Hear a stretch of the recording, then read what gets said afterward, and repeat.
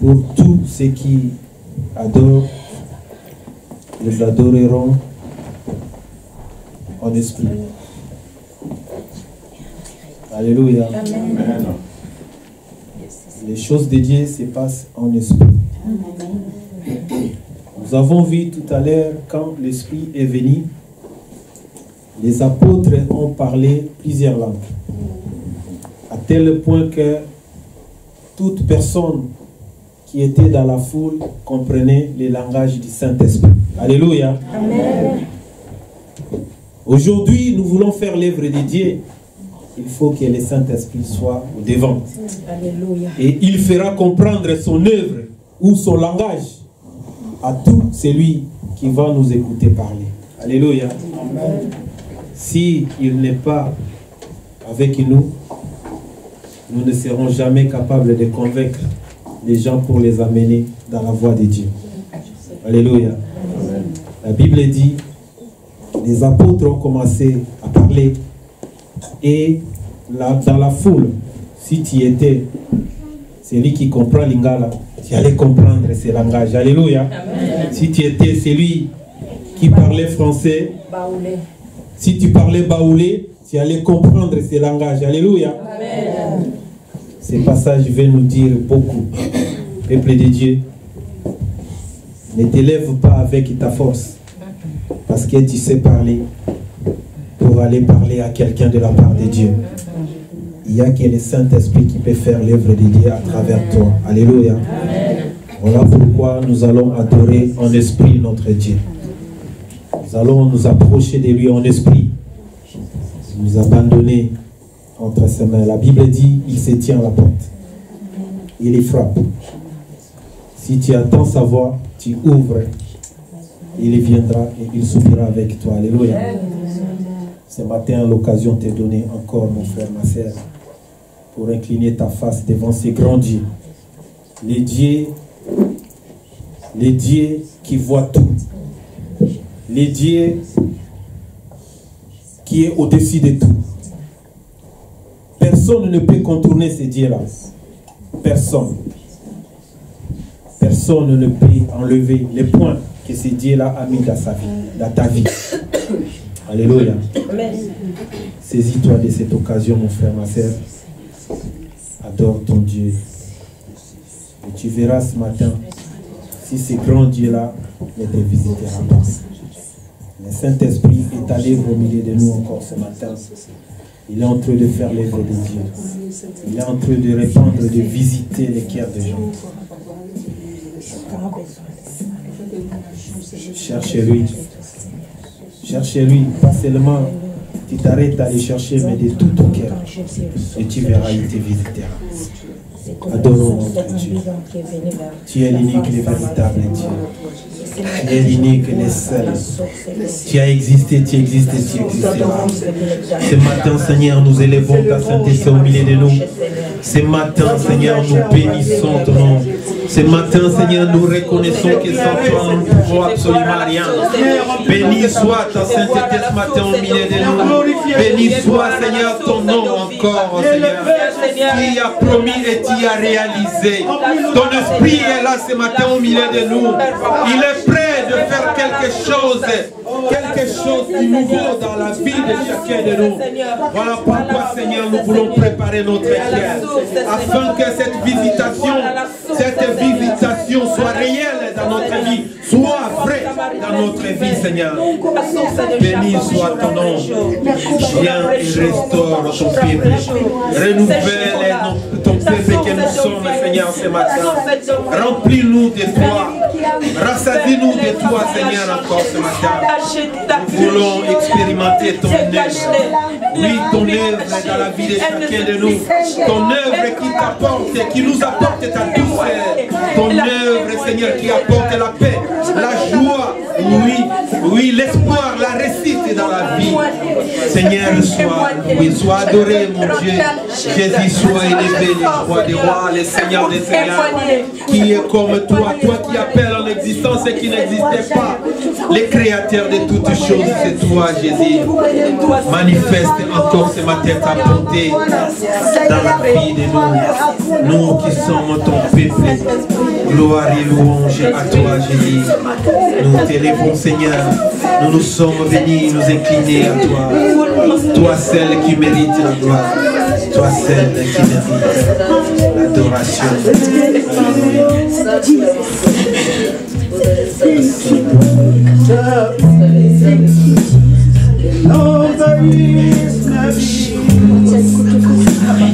Nous sommes dans ta maison.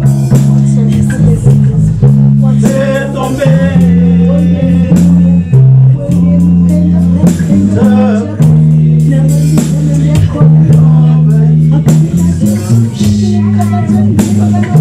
nous sommes dans ta présence. Fais tomber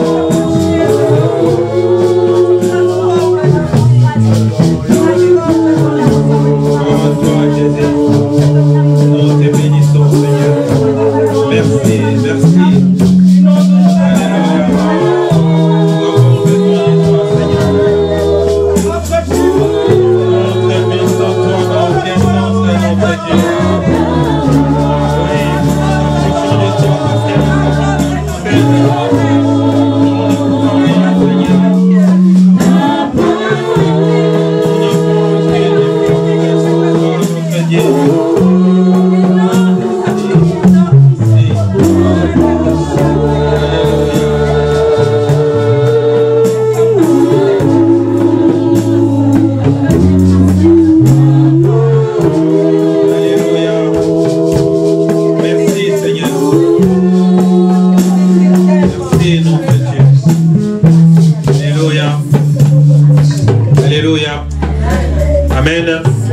Je vais lire rapidement la parole de l'année.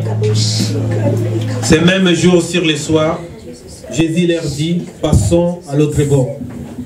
Après avoir envoyé la foule, ils l'emmenèrent dans la barque où il se trouvait. Il y avait aussi d'autres barques avec lui. Il s'éleva un grand tourbillon et les flots se jetaient dans la barque au point qu'elle se remplissait déjà. Et lui, il dormait à la poupe sur les coussins. Ils les réveillèrent et lui dirent, « Maître, ne t'inquiètes-tu pas de ce que nous périssons ?» S'étant réveillé, il menaça les vents et dit à la mer, « Silence, tais-toi !» Et les vents cessa et il y eut un grand calme. Puis il leur dit, « Pourquoi avez-vous ainsi peur? Comment n'avez-vous point de foi ?» Ils furent saisis d'une grande frayeur et ils se dirent les uns aux autres, quel est donc celui-ci à qui obéissent même les vents et la mer? Alléluia. Amen. Il y a vraiment beaucoup de termes qui peuvent être tirés de ça. Aujourd'hui, on te pose la question, comment n'avez-vous point de foi? Comment n'a-t-il pas de foi, mon frère, ma soeur? C'est une question qui t'est posée. On va rester là. Je laisse la place à l'homme de Dieu pour nous apporter la parole de ce matin. Est-ce que tu as foi à cette parole qui va sortir? Que le Seigneur vous bénisse. Amen.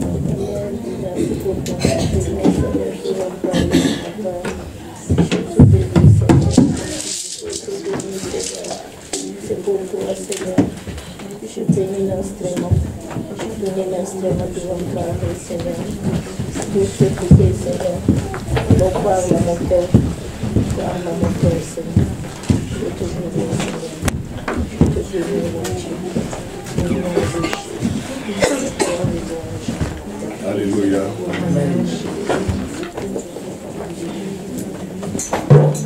Élève ta voix et bénis le Seigneur, s'il te plaît. Élève ta voix et bénis le Seigneur. Car Dieu est un bon Dieu.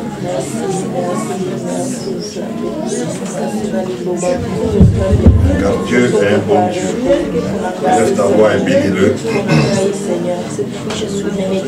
Parce qu'aujourd'hui est jour de grâce. Aujourd'hui est jour de la faveur de Dieu. Aujourd'hui est jour de la bonté de Dieu. Aujourd'hui est jour de l'amour de Dieu. Aujourd'hui est jour où Dieu a compassion encore. Aujourd'hui est jour où Dieu a la tendresse encore. Aujourd'hui est jour où Dieu manifeste sa bonté. Il manifeste son assistance. Il manifeste son amour. Et il manifeste sa sagesse. C'est pour cela que tu dois être dans la joie d'être dans sa présence. Oui.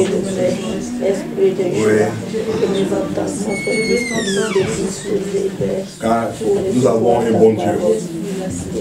Nous avons un puissant Dieu. Nous avons un Dieu glorieux.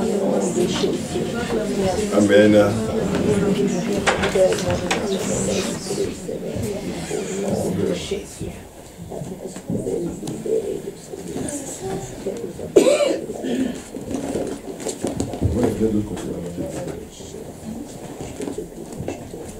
Seigneur, merci pour ta grâce, ton amour et ta bonté. Merci parce que tu es un bon Dieu, tu es un grand Dieu, et nous bénissons ton nom et ta présence dans nos vies. Au nom de Jésus. Amen. Ok, soyez les bienvenus dans la maison de Dieu. Oui. Comme a dit tout à l'heure le serviteur de Dieu, c'est vrai. Aujourd'hui c'est un jour de fête. On aurait aimé avoir une salle plus grande pour faire la fête. Mais il en a été autrement, que Dieu soit béni. Parce que ce que nous ne savons pas, Dieu le sait. Amen. Voilà, Dieu sait toutes choses. Et s'il n'a pas permis, il sait pourquoi. S'il avait permis aussi, il allait savoir pourquoi. Dans toutes les choses, il faut lui rendre la gloire. Car il est digne de gloire. Amen. Voilà. Donc, aujourd'hui c'est un jour de fête. Et on n'aura pas beaucoup de paroles parce qu'on va faire la fête. On doit faire la fête. Mais est-ce que vous savez pourquoi on fait la fête même en fait? Vous voyez, chacun, quand son anniversaire arrive, il est content. Il dit c'est mon anniversaire. Il y en a même qui te disent 9 mois avant leur anniversaire. Oui.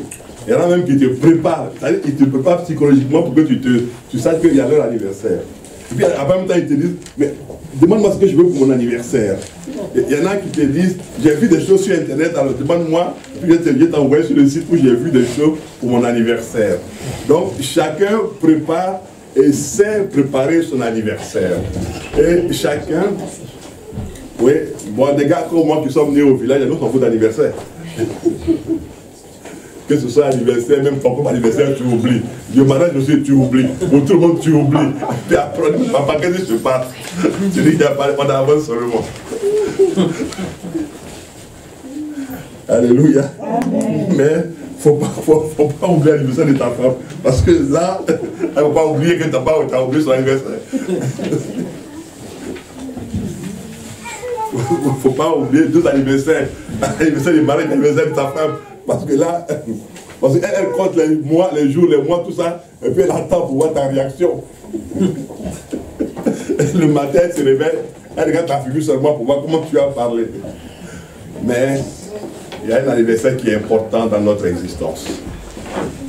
Et cet anniversaire-là, on le passe souvent sous silence.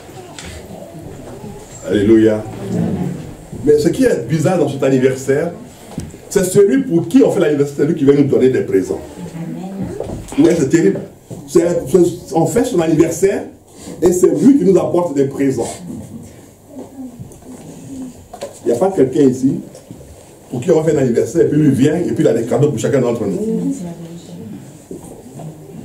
Mais celui dont on parle aujourd'hui, c'est son anniversaire, mais c'est lui qui amène les présents. C'est lui qui amène les cadeaux. Celui qui amène les choses. C'est son anniversaire. Alléluia. Amen. Mais c'est que c'est quelqu'un d'exceptionnel. Tu fais son anniversaire et c'est lui qui te donne un cadeau.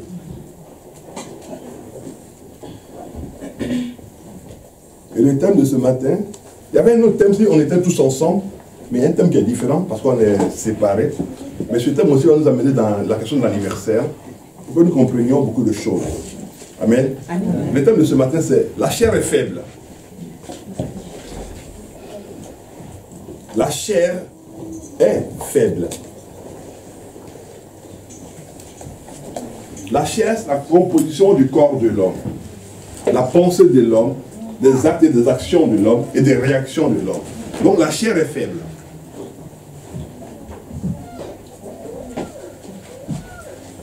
Tous les hommes sur la terre ont une chair faible. Quel que soit celui qui dit les muscles, quel que soit les muscles, ou quelqu'un qui fait du karaté, quel que soit le degré qu'il aura dans les arts martiaux, sa chair est faible. Parce que s'il rentre chez lui, il est obligé d'allumer la lumière. Parce qu'il ne sait pas qui l'attend chez lui. Donc sa chair est faible. Parce que l'homme n'est pas habitué, depuis la découverte du feu, jusqu'à l'électricité, au noir. C'est fini. On s'est déshabitué. Donc la chair est faible. Et comme je disais tantôt, qu'aujourd'hui c'est un jour de fête, donc il n'y aura pas beaucoup de paroles, mais on va aller dans ce qu'il faut pour que nous soyons dans la joie. Amen. La chair est faible. Donc, comme ta chair est faible, il faut quelqu'un pour te relever dans la chair.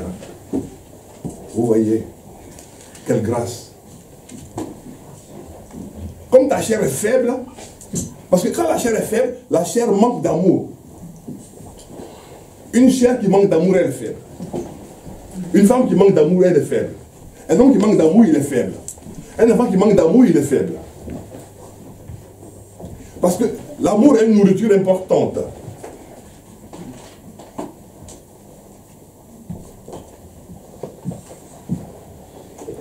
tu cueilles un fruit, tu le déconnectes de la sève, de l'arbre nourricier. Et quand tu laisses ce fruit à l'air libre, il va commencer à faire quoi? À flétrir. Alors que si ce fruit même reste, il reste sur l'arbre, il va pas flétrir, il peut pourrir là, mais il ne flétrit pas. C'est bizarre ça. Mais quand le fruit, tu le sors de l'arbre, et que tu ne le consommes pas, quelque temps plus tard, il flétrit. La peau change. Elle est froissée. Vous voyez. Il y a des caractères, il y a des cœurs qui sont froissés. Il y a des vies qui sont froissées. Il y a des projets qui sont froissés. Il y a des couples qui sont froissés. Et si les couples sont froissés, donc il y a des enfants qui sont froissés. Parce qu'il leur manque quelque chose. La chair est faible.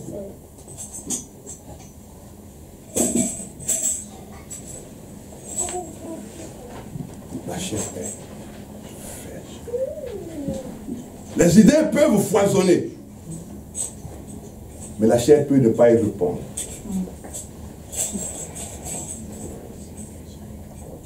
Les projets peuvent naître. Mais la chair peut ne pas y répondre. Parce que tu ne sais pas comment ce que tu es en train de projeter, dans quelle situation, dans quel état cela va te trouver. La chair est faible. Alléluia. La chair est faible. Seigneur, merci. Toi qui nous conduis par ta grâce. Et sois béni, merveilleux Dieu, au nom de Jésus. Amen. Amen. La chair est faible. Ce matin, nous voulons vraiment nous réjouir pour l'anniversaire de celui-là, qui est la personne la plus importante dans l'Église. Amen. Amen. Voilà. C'est la personne la plus importante dans l'Église. On va aller dans Luc 22, verset 33.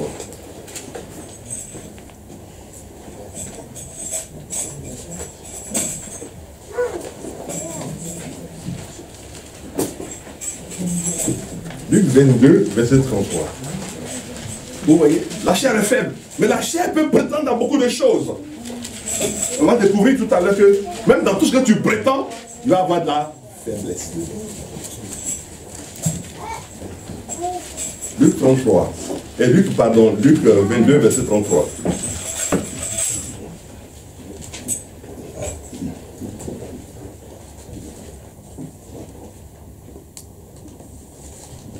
La parole de Dieu déclare, Seigneur, lui dit Pierre, je suis prêt à aller avec toi et en prison et à la mort. Waouh! Quelle prétention! En prison et à la mort. Je suis prêt, Seigneur, à aller avec toi.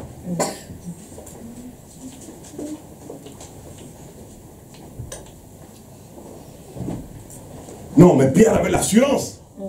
Il dit non, non, Seigneur, depuis que je marche avec toi, ma vie a changé. Au quartier, on me respecte. Oui, maintenant, j'ai le respect de tout mon environnement. Mon père, mes frères, mes soeurs, tout le monde me respecte parce que je suis avec toi. Donc, Seigneur, conséquent, non, je suis prêt à aller avec toi. Méfiez-vous de ceux qui sont toujours prêts à aller avec vous. Méfiez-vous d'eux.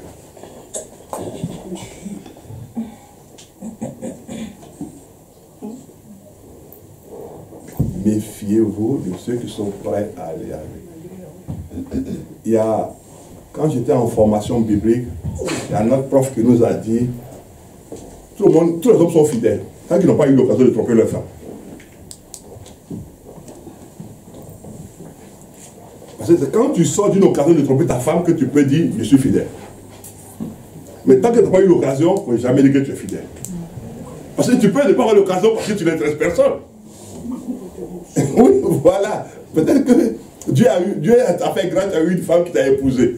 que tu as épousé. Elle a accepté de toi. Ça, c'est la grâce de Dieu. C'est pour ça que la Bible, l'homme qui a trouvé une femme a trouvé quoi? Le bonheur. C'est une grâce qui vient de l'Éternel. Donc, ça veut dire que Dieu a préparé le cœur de quelqu'un, pendant que toutes les filles ne voulaient pas de toi. Dieu a préparé un cœur pour quelqu'un qui va vouloir de toi. Donc, si tu la trouves, tu dois bénir Dieu. Donc, aussi une femme qui n'a pas contribué son mari, c'est pas qu'elle disait elle est fidèle. Parce qu'elle n'a pas peut-être eu d'occasion. Elle est souvent mettant sur les hommes. Si, il y a beaucoup de femmes qui trompent leur mari aussi. Comme les hommes trompent leurs femmes aussi. Donc, ce qui veut dire quoi? Ce qui veut dire que Pierre, il voulait être fidèle à Jésus. Il dit non! À la vie et à la mort. Jésus la regarde. Mais moi, il y a une chose qui m'interpelle. Permettez-moi cela. Il y a une chose qui m'interpelle. Vous marchez avec quelqu'un, la Bible dit, ce ne sont pas vos paroles que lui l'écoute, mais il sait ce qui est au-dedans de toi. C'est terrible ça. Tu marches avec quelqu'un qui sait ce qui est au-dedans de toi. Et toi, tu veux lui parler. Donc toi, tu veux te prévaloir de quelque chose. Ne cherche jamais à te prévaloir de quelque chose. Amen. Amen. Ne cherche jamais à ce que tu sois vu comme toi tu veux être vu. Non, laisse qu'on te voit comme Dieu veut que tu sois vu. Amen. Beaucoup de gens veulent se prévaloir de quelque chose. Ne cherche pas à te prévaloir de quelque chose. Laisse que Dieu te révèle et qu'il montre qui tu es devant lui et devant les autres. Parce que la prévalence, vous voyez, cette prévalence, ce n'est pas la valence. Non, tu ne vaux pas, mais tu veux prévaloir. Tu veux paraître. Ne cherche pas à paraître. Sois. Mais ne cherche pas à paraître. Sois. Mais ne cherche pas à paraître. Parce que si tu veux paraître, tu seras en désaccord avec beaucoup de personnes qui ne vont pas approuver comment toi tu veux paraître. Mais si tu es ce que tu veux être, et tu dois être, beaucoup de personnes seront d'accord avec toi. Vous êtes dans la prévalence, on veut toujours faire quoi? Paraître. Pierre dit non, Seigneur. Toi et moi, on ne se séparera pas. Non, Pierre était content. Mais c'est parce que Jésus avait déjà vu dans sa vie. Donc toi, tu peux vouloir te prévaloir de quelque chose. Non. La chair est faible. Alléluia. Amen. La chair est faible. Et on se trompe beaucoup. Et après, parce que tu te présentes comme ce que tu n'es pas ou que tu n'as pas. Bon, regardez. Si moi j'avais menti à ma femme au départ de notre vie, maintenant on est ensemble là, elle va tout découvrir. Maintenant, elle va rester où elle va partir. Déjà, elle va commencer à me traiter de menteur, de vaurien, de faux type. Mais parce que j'étais allé pour me prévaloir de ce que je ne suis pas. Non, tu sais, si moi tu m'épouses, non, ta vie sera un tapis de rose. Mais elle va à la maison, elle ne voit aucune rose. Non, mais tu vas voir que non, ta vie sera une vie paisible. Je ne vais même pas crier sur toi. Mais tu vas voir que mes affaires seront bien rangées. Elle rentre à la maison, elle voit chaussures ici, chaussures là-bas, habits ici, habits là-bas. Il me dit ma vie à qui là? Tu es un vendeur de chaussures, tu es un vendeur de quoi? Tu m'avais dit que chez toi c'était propre, rangé, mais j'arrive le désordre, même dans l'arrière-boutique là-bas c'est propre par rapport à chez toi. Vous voyez? C'est ça la prévalence, tu te prévois de quelque chose que tu n'es pas, ou que tu n'as pas. Non, mais je te promets, non, si tu m'épouses moi, non, ta vie sera, non, je ne suis pas comme ces gars-là, non, moi, avec moi, tu vas voir. Et puis elle te regarde. Vous savez, je vous ai déjà dit ici, que quand tu mens une femme, elle est au courant que tu mens. Ah, je vous l'ai déjà dit, hein. Quand tu mens une femme, elle sait que tu mens, mais elle va t'épouser, elle sait que tu mens. Et puis, quand vous allez vous marier, elle va te raconter chaque mensonge que tu lui as dit. Et puis, tu as dit, non, mais tu sais que c'est bon, c'est parce que je te voulais, quoi. Ah, non, alors que tu as vraiment menti. Elle sait que tu mens. Tu es en train de lui mentir, elle le sait. Ça, c'est Si on pourrait négocier avec Dieu, on dit, mais Seigneur, pourquoi tu l'as révélé de telles choses comme ça pour qu'elle voit comment nous on ment? Vous voyez. Donc, il ne faut pas te prévoir à deux choses. Quand tu vas vivre avec elle toute ta vie, là, elle va te découvrir. Elle va avoir des casiers de dossiers sur toi. Alléluia. Pierre s'était prévalu d'être fort. Il dit, non Seigneur, je serai avec toi. Non Seigneur, je suis prêt à mourir pour toi. Tant que la mort ne s'est pas encore présentée. Alléluia. Tant que la mort ne s'est pas encore présentée, non, tout le monde est prêt à mourir pour le Seigneur.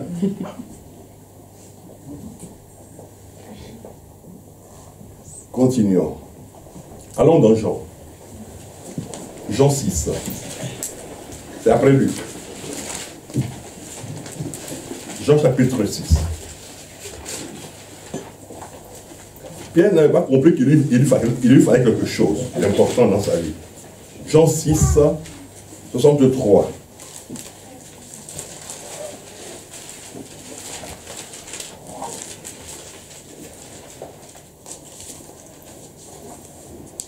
C'est l'esprit qui vivifie.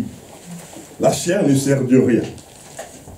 Ah, ça renverse tout. La chair ne sert de rien. C'est l'esprit qui communique la vie. C'est pour cela que quelqu'un, il peut être en bonne santé. Il peut avoir de l'argent. Mais sa chair ne sert à rien parce que s'il n'a pas l'esprit de Dieu, sa vie est vide. Donc c'est l'esprit qui communique la vie.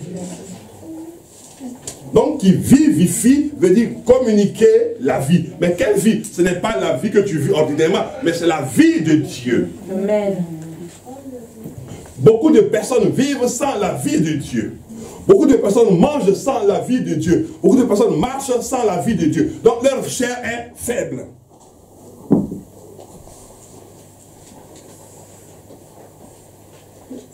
Vous comprenez maintenant? La faiblesse de la chair vient du manque de la présence de l'esprit. Parce que l'esprit t'amène à discerner quel est le plan de Satan, quel est le projet de Satan te concernant.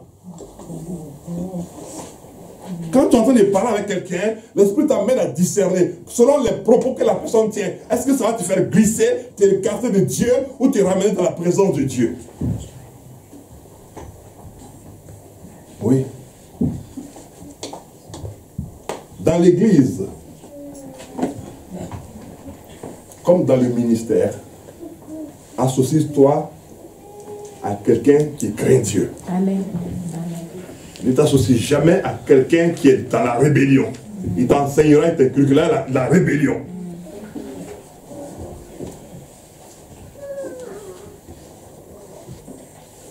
Celui qui craint Dieu te conduira dans la crainte de Dieu. Et la crainte de Dieu est source de bénédiction. Beaucoup veulent être bénis, mais ils ne veulent pas craindre Dieu. C'est terrible ça quand même. Donc ceux qui ont craint Dieu, et toi qui n'as pas craint Dieu, tu veux que Dieu vous bénisse en même temps, au même niveau, c'est faux. Archi faux. Dieu est juste. Alléluia. Dieu est juste. Il ne va pas prendre celui-là qui fout le bordel dans l'église, le bénir comme celui-là qui craint Dieu. Il va dire non, c'est pas possible. Dieu est juste. Même si on voit des non-croyants qui ont des richesses, la richesse n'est pas une bénédiction. Mais c'est la bénédiction de Dieu qui engendre la richesse. Beaucoup veulent être riches, mais ils ne veulent pas être bénis. Non, ils se trompent. On dit non, mais celui-là, il est béni, il a tout. Non. Comment je te regarde, tu as un avion, ça ne m'effraie pas. Parce que quand je vais te raconter, moi, mes expériences avec le Seigneur, toi, tu vas avoir peur. Parce que l'avion, c'est qu'il faut l'acheter avec l'argent. Mais quand je te dis que Dieu me montre, non, tu vas trembler. Tu vois. Donc, par rapport à cela, on n'est pas au même niveau devant Dieu. Une maison remplie d'argent ne va pas m'impressionner. Mais une seule chose que moi, Dieu m'a révélé, quand je vais te la donner, tu vas tomber. On a vécu des choses terribles dans la veille hier, avant-hier. Il y en a qui sont partis avant. Ils devaient passer dans la même maison, ils devaient partir pour aller au travail. Mais à la suite, ce qui s'est produit, c'était terrible. Depuis les hommes de Dieu qui sont là jusqu'à toute la salle. Depuis les hommes de Dieu qui étaient assis là, jusqu'à toute la salle.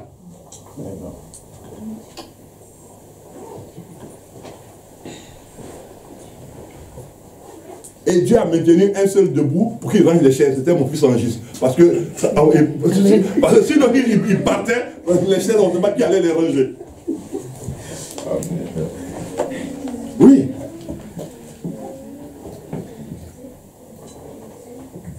C'est lui qui commence. Elle dit non mais papa c'est gratuit, non c'est gratuit. Il dit ah bon c'est gratuit. Donc tu veux que je te salue gratuitement. Elle dit oui. Et puis le prophète qui était là, le prophète Thierry, il dit non mais il n'y a pas de problème, tu peux donner. Il dit ah bon.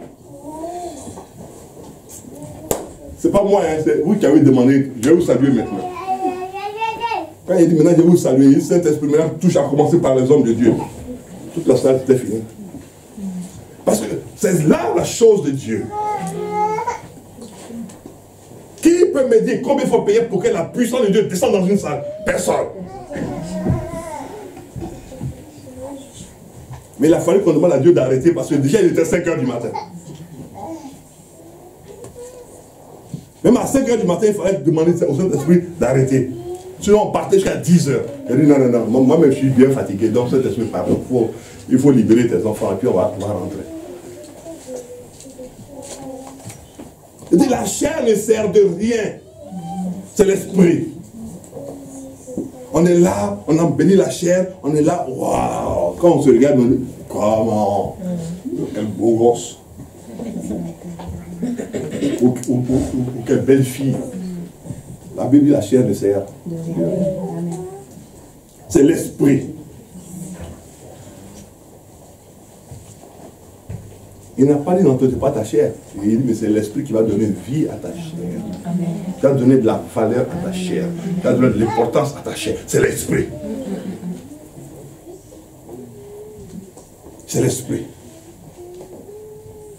C'est l'esprit qui va restaurer tout au-dedans de toi. C'est l'esprit. Quand tu es redressé, c'est l'esprit. Quand tu donnes l'amour de Dieu, c'est l'esprit. La joie de Dieu, c'est l'esprit. Pourquoi des belles femmes se suicident? Elles sont belles. Elles se suicident. Il y en a qui vont faire des chirurgies pour avoir un semblant de beauté. Et puis elles tiennent à la vie. Mais celle qui est belle, elle se suicide. Il y a une qu'on appelait Marilyn Monroe. Elle dit qu'elle était belle. Et pourquoi elle s'est suicidée? Pourquoi elle s'était suicidée? La chair est faible. C'est l'esprit.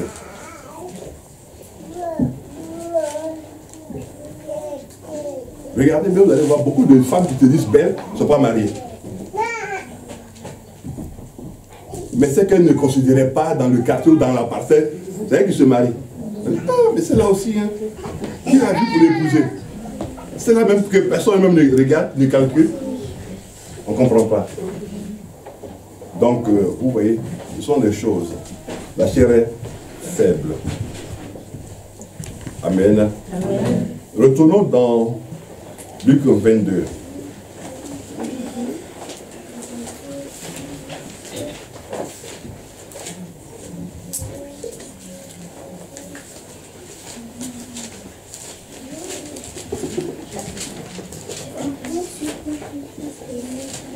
Maintenant, suivons notre parent Pierre. Luc 22, à partir du verset 54. Qu'est-ce que Pierre avait dit tout à l'heure? Seigneur, moi je suis avec toi. C'est pas ça? Mais voilà. En prison ou à la mort, je suis là. Voilà. Maintenant, 54. Après avoir saisi Jésus, ils l'amenèrent et le conduisirent dans la maison du souverain sacrificateur. Pierre suivait de loin. Là, premièrement, il y a un problème. Il y a un premier problème. Pierre, il suit d'où? De loin. Non, c'est pas normal. Non, non, la diaconesse, c'est pas normal. Là, il y a un problème. Amen. Non, il y a un problème. Il y a la mort.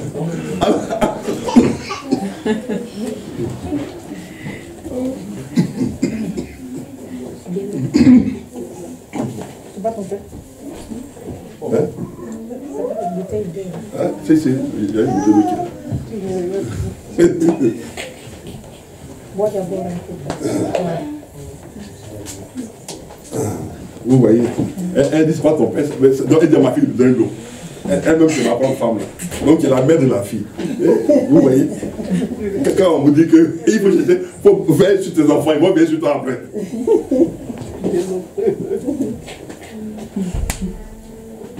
Il y a un proverbe kenyan qui dit donne à manger à tes enfants quand ils n'ont pas de dents. Il te donnera à manger quand tu n'auras plus de dents. Donc c'est ce qu'il vient de vérifier là. Ma propre femme dit à ma fille, c'est pas ton père, il faut lui donner. Donc, il comprend pourquoi il donne maintenant à mes enfants là. Parce qu'ils vont me dire comment j'ai repris des dents. Alléluia. Amen. Donc, là, il y a un premier problème. Non, non, permettez-moi de comprendre. Je ne comprends pas. Après avoir saisi Jésus, il l'amenait et le conduisit dans la maison du souverain sacrificateur, alors que, au verset 33, Seigneur, lui dit Pierre, je suis prêt à aller avec toi, et en prison, et à la mort. Waouh! Quelle belle déclaration d'amour! Oui, une grande déclaration d'amour. Maintenant, il y a un temps où aussi on doit maintenant manifester l'amour. Après avoir saisi Jésus, il l'emmenait et le conduisit dans la maison du souverain sacrificateur. Pierre suivait de loin. Mais attendez, mais moi il y a une question qui m'intéresse là. Pourquoi on ne dit pas Matthieu suivait de loin? Pourquoi on ne dit pas Jean suivait de loin? Pourquoi on ne dit pas Barthélemy suivait de loin? Pourquoi on ne dit pas Thomas suivait de loin? Et puis on dit c'est Pierre. Eh bien voilà. C'est parce que c'est lui qui a parlé. Par tes paroles tu seras condamné. Et par tes paroles tu seras justifié. Donc Pierre t'a dit qu'à la vie et à la mort. Pierre, on a attrapé Jésus, tu fais quoi? Il dit non les gars, écoutez, donnez-moi des jumelles. Il vient de voir de l'eau. Passez-moi les jumelles là. Je viens de voir de loin. Je ne peux pas. Et vous aussi. Il y a ma femme qui m'attend à la maison avec mes enfants. Attendez. Et lui, Jésus n'est pas marié. Lui, il n'a pas de charge. Donc, si on le prend, ce n'est pas grave. Et Pierre suivait de loin. Vous voyez. Donc, ceux qui vont te dire toujours, non, moi je suis avec toi tout le temps. Moi, je suis... À un moment donné, ils vont te suivre de loin. Ils vont te suivre. Tu n'es pas la première personne qu'on suit de loin. Parce que Jésus a été suivi de loin par Pierre. Pierre qui avait dit non.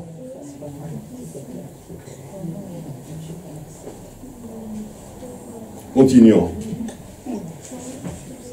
Verset 55. Il allumèrent du feu au milieu de la cour et ils s'assirent. Pierre s'assit parmi eux. Vous ne pouvez pas dire Pierre aussi s'assit. Une servante qui le vit devant le feu, fixa les regards sur lui, elle dit, cet homme était aussi avec lui.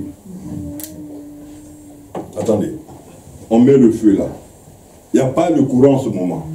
Et puis, il y a une femme qui passe. Et puis, elle regarde des gens qui sont assis. Elle n'a pas vu le visage de tout le monde. Hein. Mais il y a une chose qui a attiré son attention, c'est le visage de Pierre. Elle n'a pas vu le visage des gardes, des gens qui mangent chez le sacrificateur, personne. Mais ce qu'elle a remarqué, c'est le visage de Pierre. Mais toi, tu n'étais pas avec lui.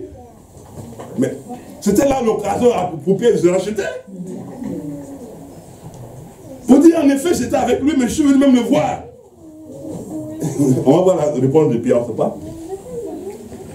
On ne sait pas. On ne sait pas ce que Pierre a dit. Oui. Mais Pierre le nia disant, femme, je ne le connais pas.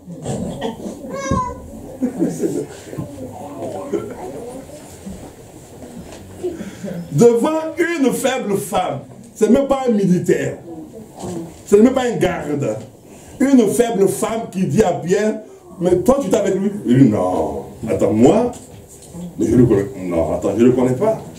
C'est parce que j'ai vu l'attroupement. Comme on dit, maintenant en France, on dit, mais j'ai vu l'allumette, c'est pour ça que je suis rentré. J'ai vu qu'il y avait la fête. Donc je suis venu parce qu'il y a la fête. Non, non, non. Je ne le connais pas. Non, non, non. Je ne le connais pas. En fait, de qui s'agit? En fait, je ne sais même pas de qui s'agit ici. Qui c'est qu'on a arrêté? On a arrêté quelqu'un ici? Ah, tu ne savais pas? Ah non, non, je ne savais pas. Moi, j'étais de passage et puis j'ai vu qu'on avait arrêté. Et puis il y avait un attroupement. Donc je suis venu voir ce qui se passe aussi. Parce que c'est le souverain sacrificateur quand même de tout Israël. Hein. Donc on peut passer chez lui quand même. Ah, excuse-moi. Je pensais que tu étais avec lui. Pierre qui a dit à la vie et à la mort.